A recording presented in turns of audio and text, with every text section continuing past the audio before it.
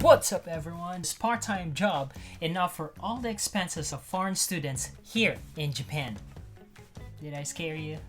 Guys, as always, I want to organize your thoughts while watching this video. I want to set expectation that this video will be cut in two parts again. The first part would be breakdown of salary into expenses, and 2, ways to save money. This is for foreign students version.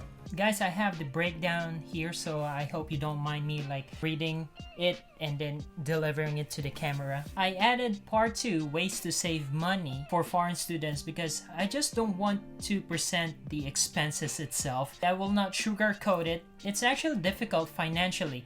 That's why I added ways to save money for me to provide solution to it. Stick around for you to know my personal insights also on how to save money here. So first, let's talk about the salary. Again, 28 hours a week if it's school days, and 40 hours during long school holidays. Let's say you work in a regular part-time job, 28 hours a week. Normal salary here is 1,400 yen. That is salary as a restaurant staff, factory worker, hotel staff, part-time jobs that doesn't require special skills. Note that this is just an average in my area. I'm here in Chiba and also Tokyo. That's the range of salary. So let's get into the computation. So guys, I'm looking for ways on how to present this in the best way possible. So I'm gonna put the computation in this part, alright? I will try not to move here for you not to be distracted at my beautiful face. Here's the computation. 28 hours a week. 4 weeks in a month. Let's say you are able to work every day in a factory. For example, you're a factory worker like me before. So you have 1,400 yen every hour and complete 28 hours a week in a month. Let's say you're so energetic, you were able to come to work every day and completed 28 hours every week. In 1 month, there's 4 weeks approximately, and few days, maybe, 2 or 3 extra days. So here is your salary if we consider that one. That would be 156,800 yen. That is equivalent to this. Alright? Okay, let's set aside that money first. Let's put it here. That's our salary for a month. I will try my best to explain this one. Let's pull out the expenses. These are the necessaries only, not for the travel expenses, expensive steak in Kobe, or special beans from North Pole.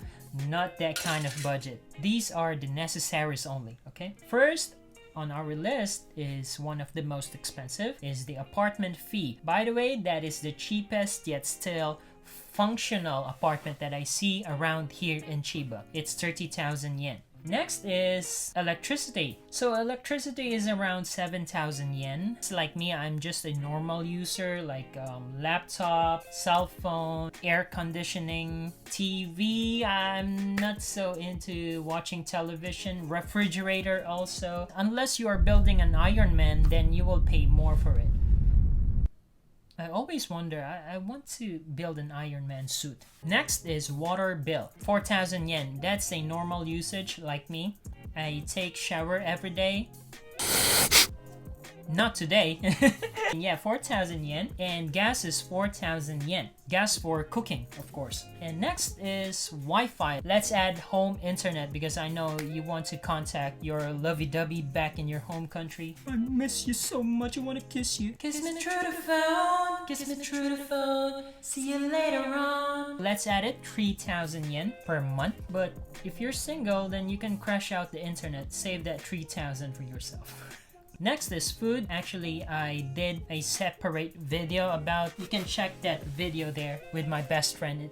He's funny. Check that out. Next is health card. I know what you're thinking. Maybe you're thinking, maybe I can get rid of that jaw because I'll just take care of myself not to be sick while studying in Japan. No, actually you need to pay it, because as soon as you update your visa, they will ask you for the payment slip or receipt for it. So I suggest you pay for it every month. So it's around 2,500 for students. And also, it's not that expensive. You cannot predict the future. It is better for you to have this insurance. Cell phone bill, I will not include in this list because I know you'll be coming here with your phone, and every data package has its own price. It's too complicated for me to include it here. I will not put it in this list right here. So let's add up the amounts here. So total is 80,500 yen. We deduct the 80,500 yen to your monthly salary. 156,800 minus 80,500 is equals to 76,300 yen. Now let's pull out the tuition fee on the list. Let's say you're like me, you are enrolled in a 2-year course. I researched around and also surfed the internet regarding the average amount of 2-year course of studying Japanese. In this amount, it is already included the tuition fee, administrative fee, enrollment fee, other school year expenses. So in total, it is 1,480,000 yen. I'm so sorry, I remembered all the money that I paid. I had a panic attack. By the way, it depends on what your payment arrangement is. Back then, in my case, I was asked to pay the half of it before I come to Japan, and also every month I should pay 50,000 yen until I paid the whole amount before graduation day. Let's go back to the computation. Alright, so you have a remaining of 76,300 yen. Deduct the 50,000, which is every month payment for your tuition, so you will only have 26,300 yen extra money. It's totally fine if you're single, you don't have any responsibility, but if you're like me, I'm actually a father. When I was a student, I was also sending money to my family. I have a daughter and of course a wife. Of course, I am here not just to present you the information. I promised you that I will also provide my own insights on how to save money here. Here is my solution. Let's go back to the computation. So let us take a look at the highest amount that you pay, the apartment fee. I was able to save money and send it to my family because I share my apartment. If it's fine for you to share your apartment or to live with someone, you can also do that to save money. So let's take a look. You are paying 30,000 yen, right? If you have someone that you can live with, since you're still a student, of course you need to save, then you can cut it into half. You just need to pay 15,000 and the other person is 15,000. It's a good saving already. Most of you will be coming to Japan maybe in batch. You can talk to the closest one there. Maybe we can share an apartment for us to save money. That's my suggestion. So saving total, instead of having 26,300 yen only, we add up the 15,000. Charan! You have 41,300 yen. And next is the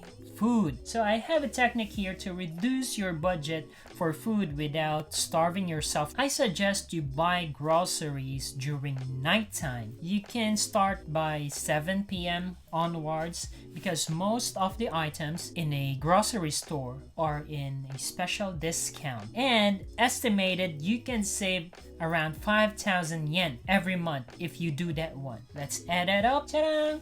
46,300 yen instead of 26,000, right? It's a good budget already. Next is the internet bill. If you follow my first suggestion to share your apartment with someone, you can pay the half of the internet also. So let's add it up. You have 47,800 yen. It's a good amount already. So that's it, guys. I hope I was able to help you. One more thing though, I only mentioned the 28 hours a week, but how about the 40 hours a week? Actually, that is your chance to save money here. So work your ass off during long school holidays, and I suggest you pay lump sum amount for your school fees in order to save money, because if you already paid for it, then your mind will be free for school fees. Then you can save money, you can send it to your family, or maybe you can save it if you want to go to Senmon Gakko or college after Nihongo language school. So that's it, guys. Thank you so much. I hope I was able to give you a good presentation, and I would like to hear your opinions down in the comment below. I will be posting more videos about visas and how to live in Japan conveniently. So if you're up to it, you can hit subscribe. Take care always, and peace.